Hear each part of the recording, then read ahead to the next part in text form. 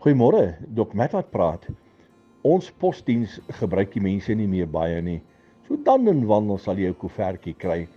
En nou een oggend toe ek die posbus oopmaak, lê daar 'n koevert aan my geadresseer. En ek wonder wat op aarde sal dit nou wees? Wie sal nou vir my 'n brief stuur? En ek het hierdie brief oopgemaak en toe is dit my broodbome se permit.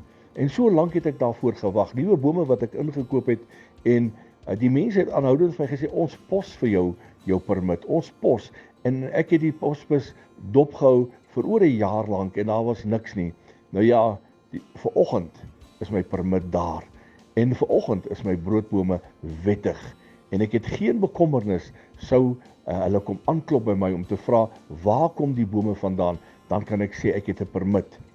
En nou wil ek ook vanoggend vir u sê, ek het 'n permit vir die hemel, want my naam is geskryf in die boek van die lewe. Ek gaan eendag voor die koning verskyn en my naam gaan gelees word.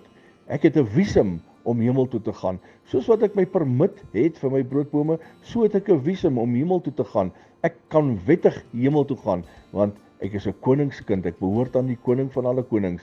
Maak seker jou visum is reg. Maak seker jou permit is reg, sodat jy ook eendag die koning van alle konings sal sien. Herlewingsgroete.